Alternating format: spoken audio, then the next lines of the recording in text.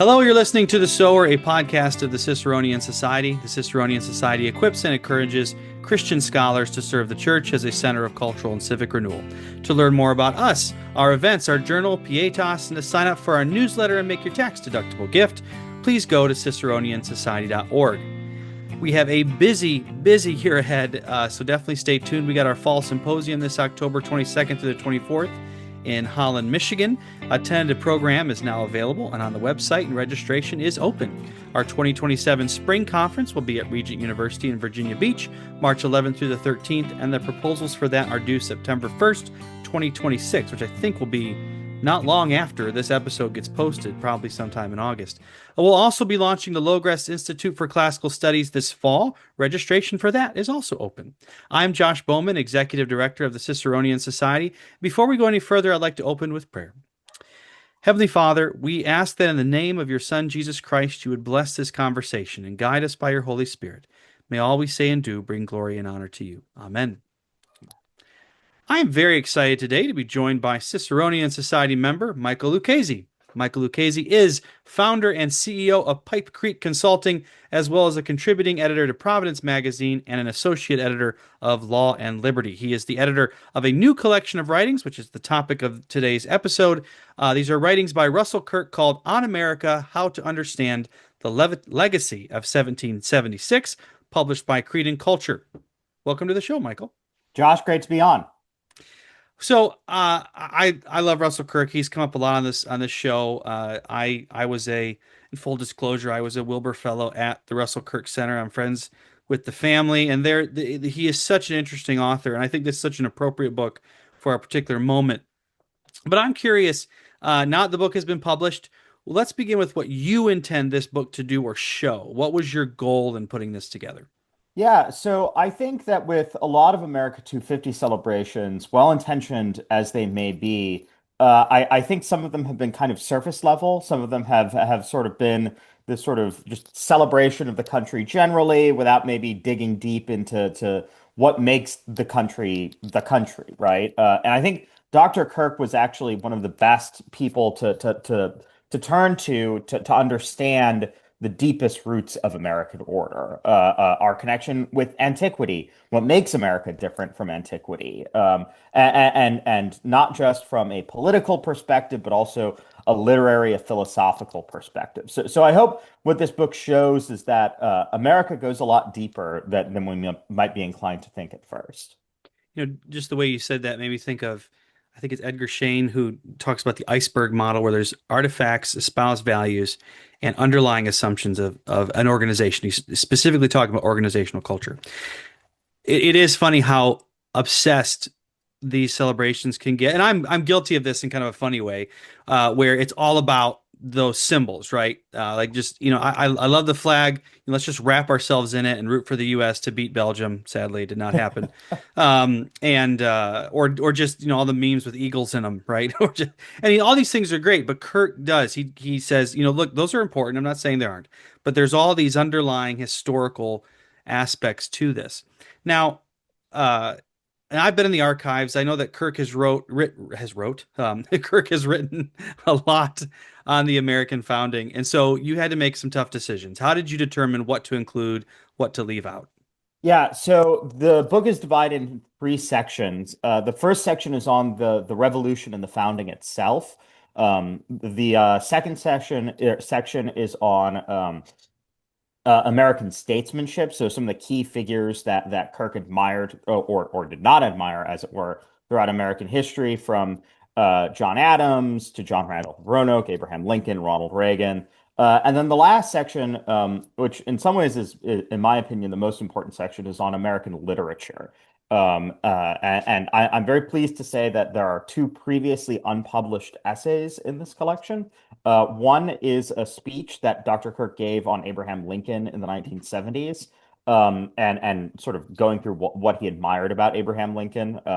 And then the second is an essay on Mark Twain, which I think is really interesting as far as it reveals something about what Dr. Kirk thought about the general trajectory of American literature in the 19th century, and how those conservative ideas that he felt were the essence of the American Republic, sort of played out in each of these realms, both the founding itself and the spirit of the revolution to statesmanship and prudentially navigating the great crises our nation has faced, and then to literature and how we really express ourselves in the most profound way.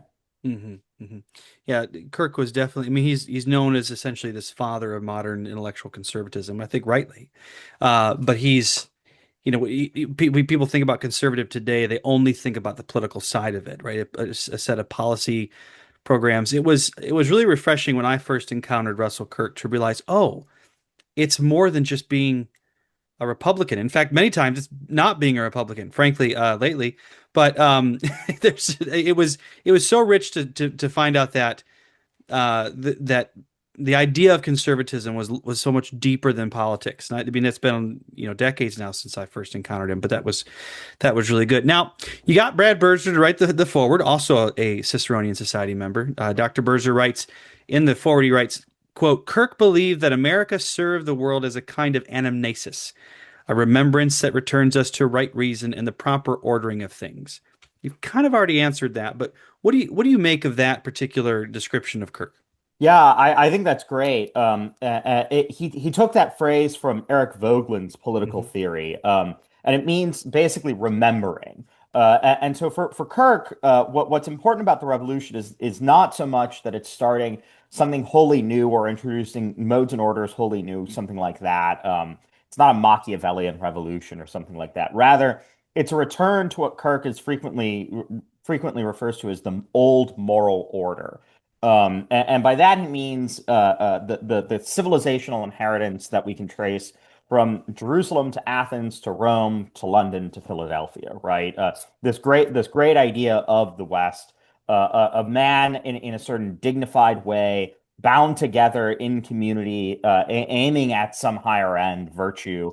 And so the American Revolution and the American Republic, the life of the American Republic, reminds the whole world of these things. And one of the essays I collect in here on Orestes Bronson, The American Mission, Dr. Kirk talks about how the American mission is not so much to sort of dominate the world or totally, completely remake the world in its image, but rather teach the nations that you can reconcile liberty and law, that freedom and order can go hand in hand. So I think insofar as it's a remembering, it's sort of a remembering of the true dignity of man, and that's something that's really important to recover, and that I think is left out on both in a lot of celebrations of America, on both the right and the left today. Hmm. Yeah, I selfishly kind of bring up the phrase anamnesis. You might recall that the original journal that we had was called Anamnesis for Ciceronian Society. We've since renamed it Pietas. I won't discuss in the show why we had to change the name, but it also gets to the heart of kind of what we do as a society, trying to recall and remember those things, return us to right reason, right imagination, right living in different ways, and how Christian scholars, can be part of that. Another theme that is related, especially near and dear to us at the Ciceronian Society, is place. Berzer points this out in the forward, because Kirk, I don't know anywhere where he specifically elaborates on the theme of place in kind of a systematic way, but it permeates so much of his writing, including his fiction. Why do you think that's especially important for this book? Yeah, so I think for Dr. Kirk, if I were to sort of try to systematize his thoughts on this, what I would say is that the particular the universal, which is very, very important to him. I think this is something that people misunderstand about his traditionalism. He was not a radical particularist the way that some people were. He truly thought there were universals that we ought to aspire to conserve, that we ought to build our lives around. But he also understood that the universal is only ever incarnated in the particular. Um, so he loved America because he loved America's ideas, but also because he was from America. He was from a particular part of America, and his love, they're kind of like nesting dolls, right? His love for America, you dig a little deeper, and it's a love for Michigan, and you dig a little deeper, and it's a love for especially Mecosta, Michigan, right? So I think that that's why place matters, right? Place matters because it's the realm of action in which we are in. but also because it's an expression of the universal, maybe even Platonic truths at the heart of existence. So we can only know those universals through those particulars, and therefore place has to be take a truly foremost position in any kind of humane conservatism. This reminds me kind of comically of kind of how the particular points to the universal. I made a new friend recently, and he was from California, and he came to visit West Michigan, and he wanted to go to a local restaurant. And I recommended a place, and we went there, and he gets the bill because he's offered to pay for it, and he looks at it, and the price was so much lower than California, and that brought him to me. This is America. That's what he said. This is real America. But we say in kind of in a less superficial sense, we say that when we go to certain places, right? Gosh, this just feels American, right? In that sense, or American, as I might put it, right? There is something, whatever the there is in the sense of what America is. You only ever encounter it in particular ways. It doesn't mean that the universal idea of what America is gone. It just means that, as Kirk recognized, you're never going to encounter the universal America, right? You're only ever going to encounter it in the particular. It doesn't mean the universal doesn't exist. And I realize that's a philosophically deep and controversial topic we don't need to go too far into.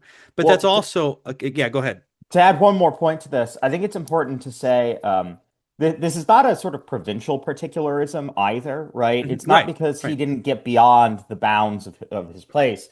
Dr. Kirk was a world traveler. He Hmm. crossed the Sahara Desert. He lived in Rome. He lived in Scotland. He traveled all over the world, all over America. Um, and he didn't love his own place any less, right? In some ways, he actually brought those places to him, not just with stories of his travels or souvenirs, but also people, right? And he made Hmm. Macasta a place of pilgrimage for a lot of people today, and refuge for a lot of people in his own time. And I think that says something about his patriotism. It's not hostile and closed off to outside things. It's open to them because it sees all of these particulars as ways of a ladder to those universals, right? Hmm. And I think that that's what maybe distinguishes his American patriotism from forms of nationalism, say, that are very prominent today. It's not about isolation. It's not about being closed off. Rather, it's about loving the things that are in front of us. There's when we're recording this, the World Cup is going on, and it makes me think of.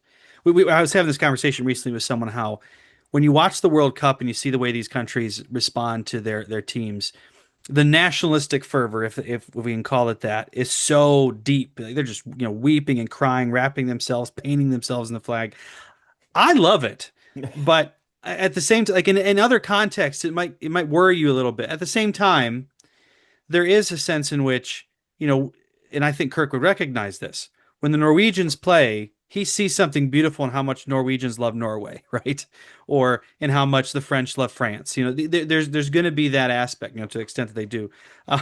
But I think he sees that well. Uh, To this point, when Dr. Kirk was building an addition to Piety Hill, his house in Macasta, mhm. he built the windowsills short enough so that his little girls could look out and see the Fourth of July parade in town, Yep. right? Hmm. And he loved the Fourth of July. He would Hmm. dress up for it, flags festooned everywhere, right? He loved it all, and I think that helping a child see the wonder in that is Hmm. is really one of the most beautiful ways a man can express his patriotism Hmm. because it's about inviting someone in to this great republic rather than maybe keeping someone out. So there's a lot of places we could go with that, all controversial. But but let's speaking of controversy, one of the things that Kirk does bring up in these writings in the American founding, and he's deliberately engaging with political theorists and political scientists, is his antagonism toward social contract theory. He's not I would say mixed feelings, but I would say mostly antagonism toward it. What's going on there, and how does that complicate his view of the founding? Yeah, so I think we can set up two figures in opposition to each other. On the one hand, we have John Locke, the preeminent social contract theorist, and on the other hand, you have Edmund Burke, who I think offers a major correction to John Locke, right? So Burke's critique of sort of Lockean social contract theory. I'm playing a little fast and loose here, but Burke's critique, as it were, is that. Well, you can't just treat society like it's a commercial contract, right? This is something very, very different from what we get in the realm of economics, of the realm of finance, right? Society is an eternal contract between the dead, the living, and the unborn. It's not just something that can be made or unmade, as it were, in the blink of an eye or the stroke of a pen. And so Kirk is trying to understand the American founding from a Burkean as opposed to a Lockean perspective. I think that this is an extremely valid way to look at the American founding. Locke, as Dr. Kirk says in Roots of American Order, is no monarch in the realm of American political thought. He's rarely cited at the Constitutional Convention. Even his influence on the Declaration of Independence is something that we could debate for hours if we really wanted to. And so I think what Dr. Kirk is trying to do in his work, insofar as he's trying to sort of revive this Burkean spirit or Burkean interpretation of the founding, is show us that our country means something so much more than just physical security or economic prosperity or general necessity, right? That's not why we love America. Those things are good. He certainly doesn't dispute that. He was a free marketer.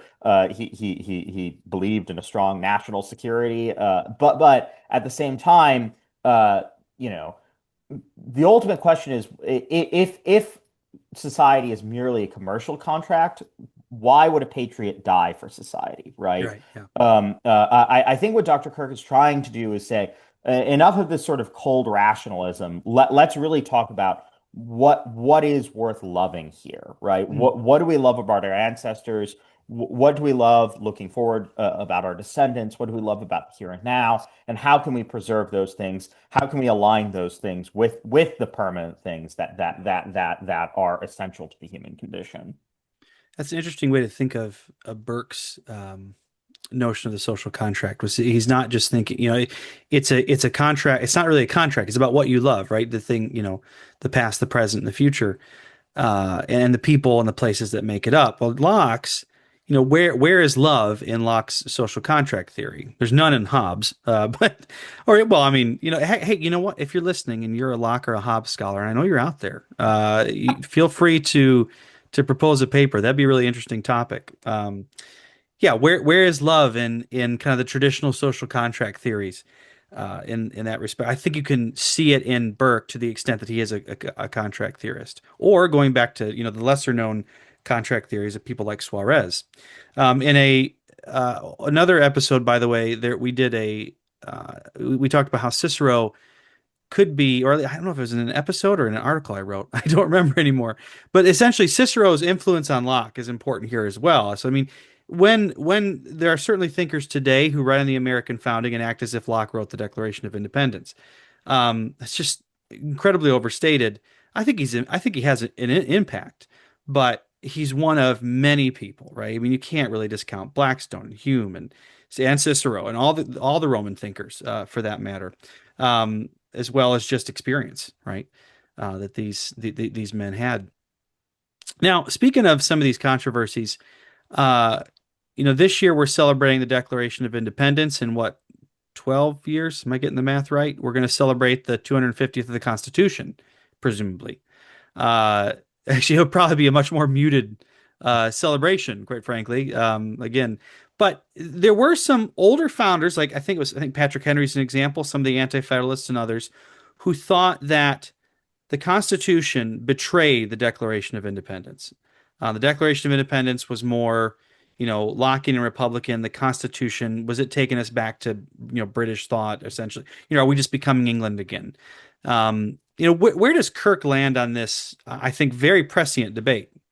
Yeah, so I think that Kirk sometimes has a reputation for being a kind of anti-declarationist, if I can use the term. because of some of his associations and some of his well, some of the things that his friends wrote in 20th century conservative disputes about the Declaration of the Constitution. Personally, I don't buy it. He loves the Declaration. He cites the Declaration with some frequency. He praises the Declaration at great length in Roots of American Order and elsewhere. So I think it's wrong to sort of see Dr. Kirk as an anti-declarationist or something like that. What he certainly is not, is somebody who wants to reduce the Declaration to a kind of ideological formula, or who sees the Constitution as a kind of restatement of the Declaration, or something like that, right? He's very aware of the particular context in which the Declaration was written. Now, of course, he's also aware that the ideas that the Declaration expresses are universal, and are a true conception of justice that we can put up and in competition against other conceptions, especially when he was writing the communist notion of justice. But he doesn't see the Declaration as something designed to set the world on fire, right? Or to totally remake American society. It was not inaugurating a social revolution or anything like that. And so interpretations of the Constitution that try to use the Declaration, as it were, to remake American society, he has very little sympathy for, right? And I think that in a lot of ways, it's actually Abraham Lincoln who best encapsulates how Dr. Kirk thought the Declaration and the Constitution sort of relate to each other, right? The Declaration gives us these important principles. All men are created equal. Government by consent is the only just form of government. But at the same time, he's not a let justice come even if the heavens fall kind of guy. Neither Lincoln nor Kirk, right? Hmm. And so the Constitution is really what, as it were, constitutes our order, right? This is sort of Harvey Mansfield and Harry Jaffa once had an infamous debate about whether America had a declarationist or a constitutional soul. And Mansfield's answer was America has a constitutional soul, and I think Dr. Kirk generally would agree with Mansfield on that point. Hmm. Hmm. I think, and this next question kind of gets at some of that because of how he places a lot of emphasis on statesman and statesmanship. Um, I'm curious what you think you read him meaning by that. And specifically, it'd be interesting to talk about. There's three figures that come up in this book and elsewhere in his writings. John Adams, big fan. But then, what does Kirk do with the Alien and Sedition Acts? We got John Randolph of Roanoke, but can't overlook his racism. That's a pretty big deal. And then, you've already mentioned Lincoln, but there's some unconstitutional, frankly, tactics that Lincoln uses to prosecute the Civil War. Does that, how does Kirk think of statesmanship when he looks at these otherwise imperfect men, and in some ways imperfect in spectacular ways? And so, I mean, again, I say imperfect, and you compare it to today. It's hard to even. They seem. Almost seems. I don't know, gratuitous. I don't know if that's the word, What but I would give for a John Randolph of Roanoke on the right, floor of right. the Senate Yeah, today. yeah. I mean, it's hard to. I mean, it's like, do we want racist? No, but gosh, at least he knows how to talk and he understands economic. There's a lot to be said about the fact that I think one of the things that I've reflected on in the America 250 stuff is how did we go from that to this, right? Which is a totally different podcast. But I think Kirk is onto that too. Anyways, back to his notion of statesmanship, and thinking specifically about people like John Adams, John Randolph, and Lincoln. Yeah, so the all three of those figures that you mentioned are wildly different, right? That's one of the things I love about Dr. Kirk's Yeah. vision of statesmanship, right? This is true of especially the conservative mind. He's pulling people from all these different factions and traditions that wouldn't have gotten along in life, and he's sort of pulling at the conservative thread in their thought, sort of identifying what is truly conservative about these people, and how can we sort of use it to construct a conservative identity today? I'll address Lincoln and Adams together, and then I think I'll say something about Randolph. Lincoln and Adams both, I think, I think your sort of implicit critique of them, Josh, there was that they are maybe overusing or abusing executive power, right? The Alien and Sedition Acts, maybe Lincoln's suspension of habeas corpus, something like that. I think the first thing to say is that uh, Kirk was not a legal scholar. In a sense he was, but he was not a lawyer, right? Insofar as he was a constitutional historian, he was not writing about sort of the nitty-gritties of case law too frequently, right? That wasn't really the way that he was writing. So this is maybe a sort of judgment from looking at the whole of his writings on figures like Adams and Lincoln. I think Kirk has a broader view of executive power than maybe other conservatives of a traditionalist stripe have. Maybe that has something to do with his Anglophilia. Maybe there's a sort of latent monarchist strain in his thought. I personally admire that a great deal. I know that it's, to use the word that you've been using, Josh, controversial. So I think a lot of these constitutional disputes, whether it's alien sedition, habeas corpus, whatever it is, I think Kirk is maybe on the side of a stronger executive than is frequently remarked upon. So that's in the first place. In the second place, though, I think what you have to understand is for Kirk, order is the first need of all, right? That's the really important thing. And what he admires about Adams, what he admires about Lincoln is they were leading their country at a time of disorder, and they didn't impose order so much. Maybe Lincoln imposed order, but they didn't impose order so much as they preserved it, right? They said our Constitution is fundamentally good. Our Constitution is not a suicide pact. We don't have to accept that the forces of anarchy are going to overwhelm us, and instead we're going to preserve our republic. And so in terms of prudence, I think that's sort of the real thing here, right? Prudence is not this open-ended Machiavellian virtue, right? It's not just trying to hold on to power for power's sake. As Lincoln puts it in one fragment that I think Kirk cites in The Roots of American Order, the Union has a philosophical cause, right? And so defending these particulars, uh, we're doing it for the sake of the universal, right? And that's I think the key to American statesmanship for Kirk in a lot of ways. Now, on Randolph and slavery, I think it's also fascinating because Randolph would not have agreed at all with anything I just said about executive power, right? He may have challenged me to a duel, Yeah, right. sicked his hunting dogs on me. Hmm. The point there, though, is not that. I think the point is not that we have to have total agreement as conservatives about things like executive power, about Lincoln's use of habeas corpus, about the Alien and Sedition Acts, right? The point is, how are each of these figures defenders of order in their own way, and what does that teach us about the order we've inherited, right? And so Randolph, in the conservative mind, and he, of course, was the figure about whom Kirk wrote his first book. Randolph emerges as this defender of traditional rule virtues, right? He defends the small farm. He defends the agricultural interest against the industrial interest, and uh, yeah, he does that by, in some ways, defending slavery. It's very unfortunate, and in some ways, especially in that Randolph biography, I wish that Kirk had stared that a little bit more directly in the face and said, here are the problems with it."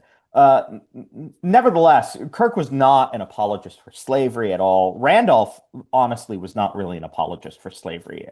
Famously, he emancipated his slaves upon his death and settled them in Ohio. His descendants, the descendants of those slaves, still live there, actually. Hmm. There's something interesting about place in that too. I believe Tocqueville encountered this community when he was visiting Huh. America. And so, these people are all imperfect. They're not going to agree with each other on every nicety of constitutional, political, literary life. That's not the point, right? The point is not to provide some uniform ideology. The point is to say, here is the sort of we're sh as T.S. Eliot might put it, we're sh shoring up the broken fragments, right? We're trying to understand what is order, what is American order, and how can that inform how we live, how we live our political lives today. And needless to say, I don't think very many people in Washington are doing that, but I have higher hopes for the American people more broadly. Well, yeah, you're more hopeful than I am, but I think there is something there where I thought, I mean, initially reading Kirk, you get that the importance of order, and immediately as a conservative, I'm like, yes. But then again, you're hinting at this is the sense that, uh, okay, what kind of order? Who decides? That's very libertarian of me to say, but there is something to that, and I think Kirk recognized, like, look, you could have order and an incredible amount of injustice at the same time, right? There's an order to North Korea, you could say, but it's not an order that it is an order worth overturning because it's not a just order, right? It's not a, um, So, it's not, yeah, and that's why it's easy to say how he can look at someone like Randolph and be like, yes, Randolph's all about order. He gets this big piece wrong, at least at first, and then eventually, rights it at his death, to a point. So, yeah, Stephen Mastey, who was a student at Hillsdale College, a friend of the Kirk family, mhm, now sadly passed away. I think a friend of many members of the Ciceronian Society, actually. He once told a story about how he was driving with Dr. Kirk in the Michigan back roads. I think probably driving him to Hillsdale College to teach a class. mhm. And Dr. Kirk was saying something about how if he had been born in ancient Egypt, he would have been the most radical revolutionary because that order, that cosmological empire was so evil. The difference, the question is, you know, uh, Lincoln once said of Henry Clay that he loved his country partly because it was his own country, but mostly because it was a free country. And I Mhm. think that's true of Dr. Kirk as well, right? Mhm. He loves the old moral order partly because it's his, but also mostly because he thinks it's right. And statesmanship is really about trying to discern that sort of thing. Mhm. Uh, I'm wondering then, so we're talking a lot about politics, statesmanship, things like that. I want to move to this, the part of the book that you said was probably most important. I actually would agree with you. To what extent, well, first of all, I'm wondering to what extent does he distinguish between the statesman and the man of letters, right? That was what Kirk was, a man of letters. And essentially does he elevate the man of letters above the statesman? Is the teacher of literature and in history and philosophy, are they more important? Or do you think the observation goes too far? Not only, first of all, is that Kirk's observation, but we can also have the discussion here. I mean, is Kirk right? Are those people should they matter as much in Kirk's story and in our own? Well, I think it's significant that Kirk, the only time he ever served in public office was as justice of the peace of Mecosta County. He did not run for Congress. He did not run even for his state house, right? Which is not to say he wasn't involved with, he was very involved with politics. He wrote speeches for Barry Goldwater. He campaigned for Ronald Reagan, right? He was very, very, very much involved in contemporary politics on both sides of the Atlantic, even. He was involved in Conservative Party politics in the United Kingdom. But at the same time, he chooses to be a man of letters, not a politico, and I think that's significant.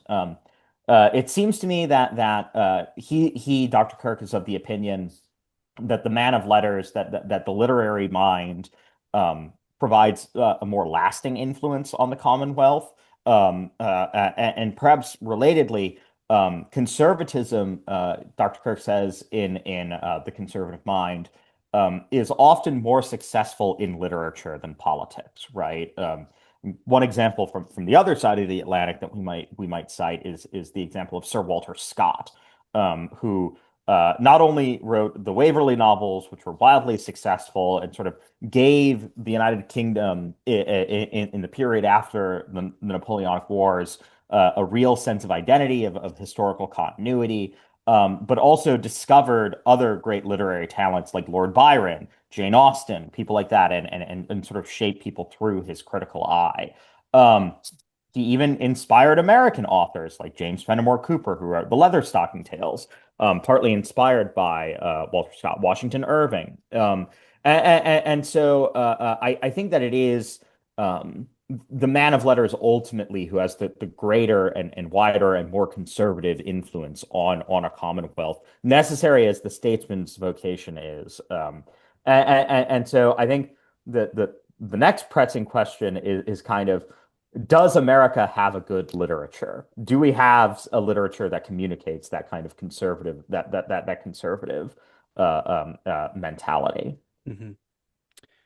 Yeah, I don't know the answer to that question. I mean, I think you know, one of the traditions of American literature is criticizing America, right? That's it's one of the pastimes is not so much developing an identity, but destroying whatever they think it is. Yeah, I don't that's a longer conversation. Again, a good panel for the Ciceronian Society conference. What does it mean to be American, American literature? When you can look at someone who's like, you have Thoreau, right, and Emerson, you also have, you know, uh, later authors who are very certainly American, but not, um, again, not necessarily pro Constitution, right? There's a lot to be said here, right? About what is the true is American literature all about rebellion and liberty? Does it actually have an affection for order? In some cases, the answer is no. In some cases, the answer might be yes. Um, and or to what extent is one of the things that I think is interesting now is that if you're looking at the imagination of how a country understands itself, has film really replaced literature as becoming more important than these? And I think the answer is yes. I mean, it'd be interesting to say to look at a recent show like Yellowstone, which I didn't watch, but I bet you could do some really interesting work on that and saying, what does this say about the American imagination, like what we think of as being American, um, and different stages. Think could you make the movie The Patriot today? Right? I mean, that would be. But at the same time, look at the success of, and I haven't seen it yet. I don't know if you have, but the new movie Young Washington, I really want to see that. That looks really good. And I've heard good things. I could be wrong, but Fisher Ames was a Massachusetts congressman, a sort of leader of the mhm. Federalist Yeah, Party, and he's one of the conservative minds. Dr. Kirk talks about it in the book. yeah. He's a little critical of Fisher Ames. Fisher Ames was deeply pessimistic. Hmm. He thought the American Revolution was kind of a mistake. He came to sort of feel that it was kind of a mistake. But Ames, in an essay that he wrote in the early 19th century titled "American Literature," asks a question which sort of haunts me, which is, can Thomas Paine contend with Plato? Can Joel Barlow contend with Homer? And what he's sort of saying is, how we have not, America, the American Republic has not produced these sort of great literary figures. And instead we're stuck with political pamphlets and this sort of third-rate Jeffersonian poet. Hmm. And I think Fisher Ames, if he were to survey American culture, would perhaps despair even more today, because I'm not sure how compelled he would be by a TV show like Yellowstone, Hmm. or a movie like The Patriot. But I think Dr. Kirk parts ways with Ames here a little bit. And so the first literary figure I profiled in this section that I collected is Nathaniel Hawthorne, Right, right. who in some ways is, I think either he or James Fenimore Cooper lay claim to being the first great American novelist. And what Dr. Kirk thought was great about Hawthorne was two things which are related. First, there's a historical sensibility in Hawthorne, right? America is not just this new thing that emerged in 1776. It's not like Benjamin Franklin hit his lightning bolt to the ground and George Washington charged it out with a horse. That wasn't how America got started. And Hawthorne's like particularly interested in the history of his own region, New England, the history of the Puritans, sort of going back hundreds of years and sort of asking, all right, what is really the origin of American life? What are we doing on the what did we bring forth on this new continent, right? So that's the historical aspect is one important thing, but the other important thing is that Hawthorne reminds us of the reality of original sin, right? Maybe he reminds us a little too much of it. Maybe Hawthorne is a little too obsessed with original sin. But by doing so, he both chastens America and he says, "Look, we're not regenerate, man. Like our political experience is not regenerating us. It's not making us new men." But at the same time, he's sort of expressing the greatness of America through that sense of historical continuity in another way, right? We are hewing a civilization out of the frontier here. And that's not to say that there's not rot, that there's not corruption, that original sin has been purged somehow. But Hawthorne is really the foundation for a truly great American literature, and I think that's what Herman Melville understood. I think that's what Flannery O'Connor understood, and I think that's really the start of sort of perhaps refuting Fisher Ames's pessimistic claims about American literature. No, we might not have a Plato or a Homer, but we do have a Nathaniel Hawthorne. Yeah. We do have a Robert Frost. We do have a T.S. Eliot. Well, yeah, and there's almost a to have a Plato or a I mean, a Plato or a Homer. That's the expectation just seems unreasonable. England has their Shakespeare, and then right.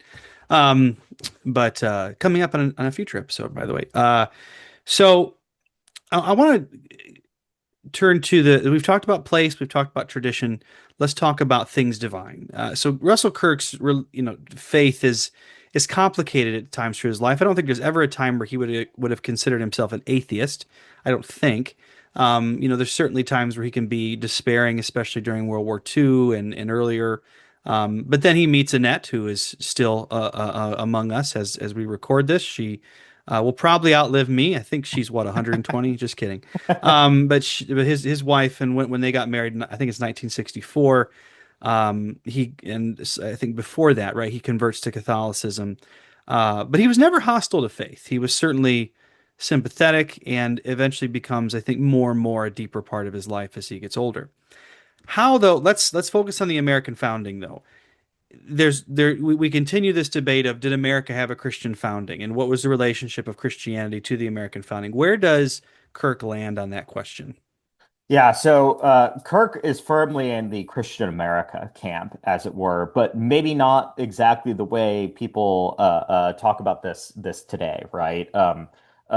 He certainly was not interested in efforts to sort of impose a national religion or something like that. He had no illusions about the reality of disestablishment. Um, uh, uh, he was in favor of things like school prayer, to be sure, but he also wasn't convinced really that those things would, government coercion could actually make America a religious place again or something like that. Rather, I think what he's trying to do is show that our political and literary assumptions, our first principles, come from a religious order. And of course, roots of American order. He starts off by talking about the Jewish inheritance, ancient Israel, how the Hebrew Bible sort of informed the American founding. He talks about Christianity and how everyone from Augustine to Constantine sort of influenced American life from afar too. And so I think one of the ways that you maybe could think about how Kirk considers America is there have been all these attempts throughout human history to sort of unpack the civilizational assumptions of Christianity and say, all right, how can we build a truly Christian civilization? And our institutions, one way to understand them is it is our own way of building a Christian civilization. Limited government, that's one way that we can build a Christian civilization. Classical education, that's one way that we can build a Christian civilization. Even religious toleration is one way that we can build a kind of Christian civilization. So I think it's that civilizational component that Kirk would emphasize rather than a sort of uh, political utilizing religion in a political way, which I think is what some of modern what is sometimes described as Christian nationalism might slip into. I think one way of critiquing that maybe is Kirk. I don't know if he would put it in exactly these terms, but I think he would probably side with me on this question. I think the sort of political utilization of religion can have become sort of Machiavellian. Hmm. And America is founded in a rejection of that kind of Machiavellianism, Hmm. precisely because it is unchristian. Hmm. There's a lot of places we could go with that. Again, good panel topics. I just keep plugging it. In the sense that, is that well, I don't want to go down that Christian nationalist integralist road.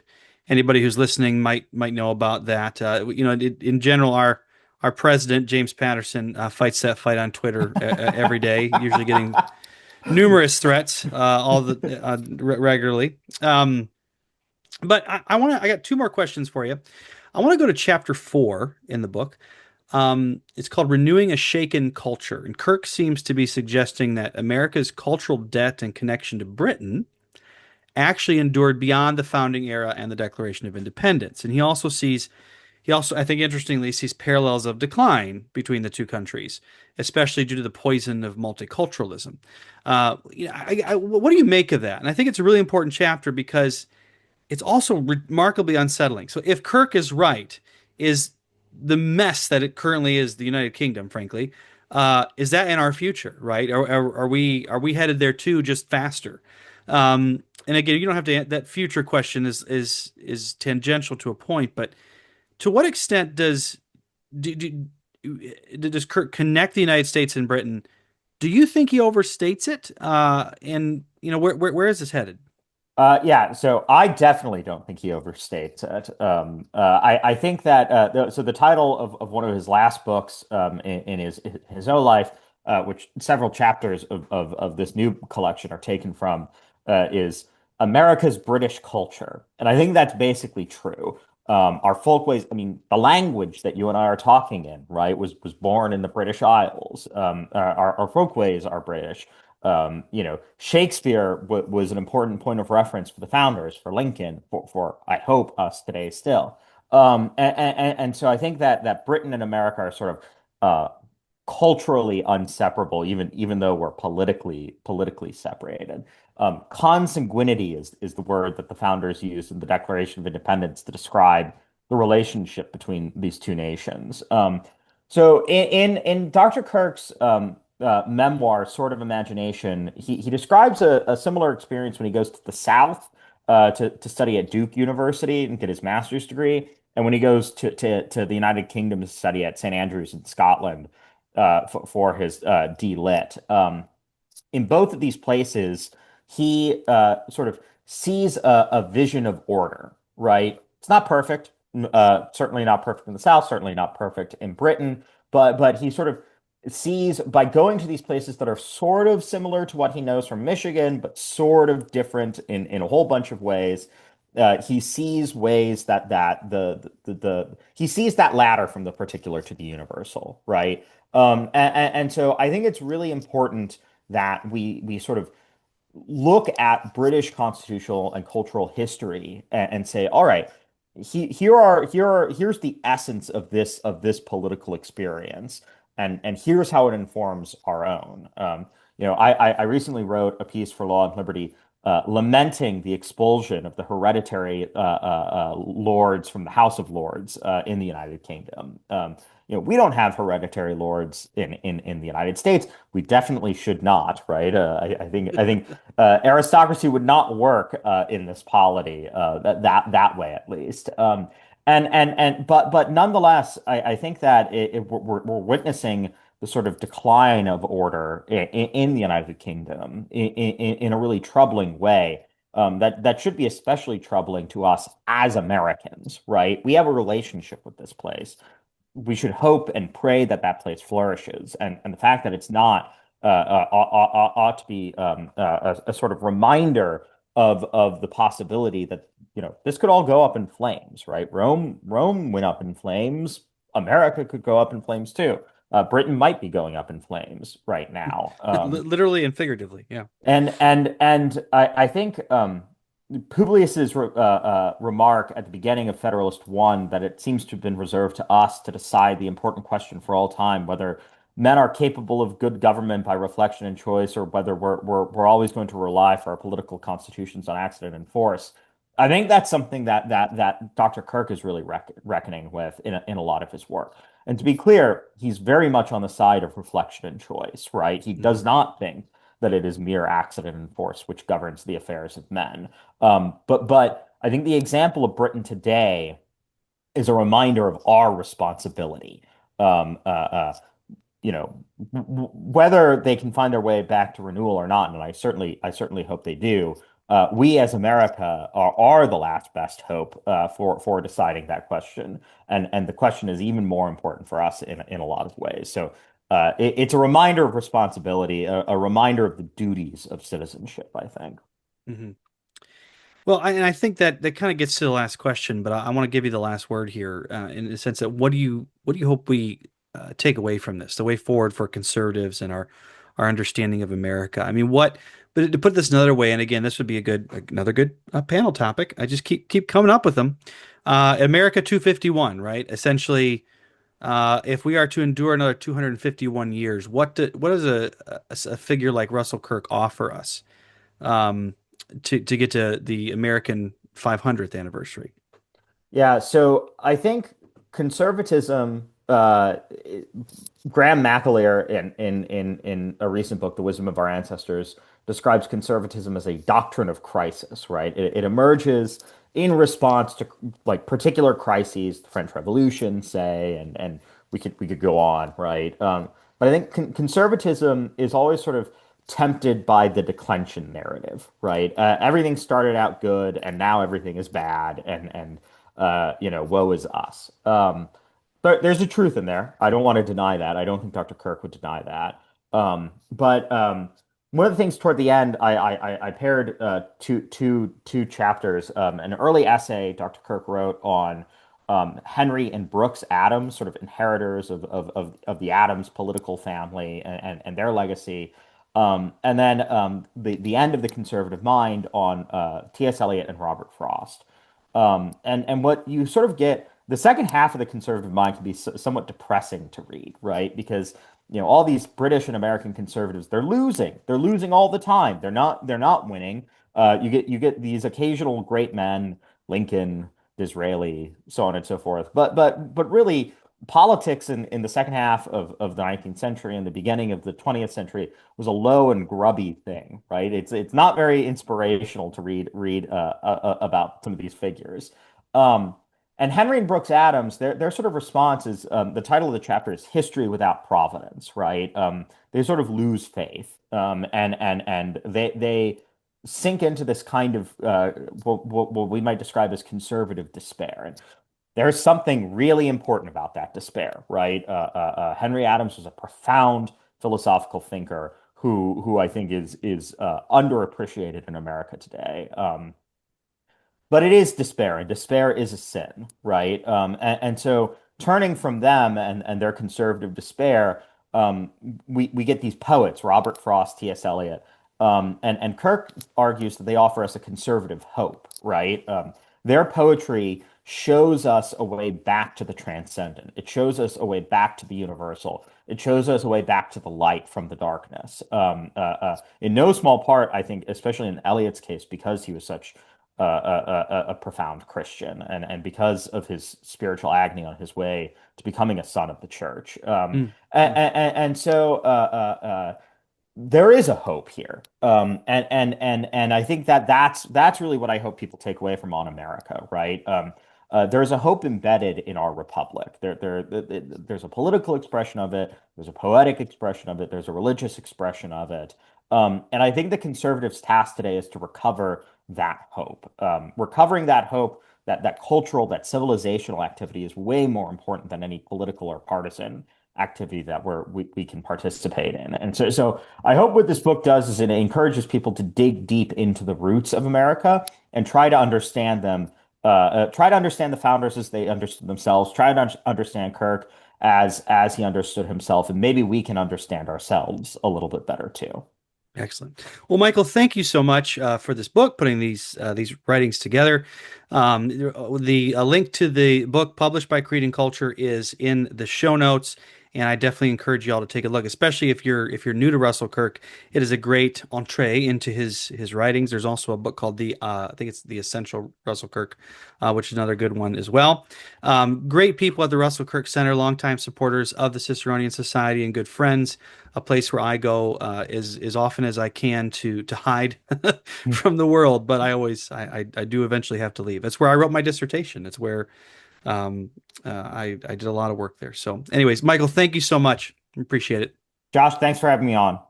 All right, you've been listening to the Sower, a production of the Ciceronian Society. And as a reminder, we have a second podcast discussing Cicero's seminal work, On Duties, that is released every Wednesday morning. Be sure to take a look at that one as well. We also have the Fall Symposium, Spring Conference, not to mention our Journal Pietas, the annual Herbert Storing Prize, the new Logres Institute, and much more. Make sure to sign up for our newsletter and stay on top of everything Ciceronian Society.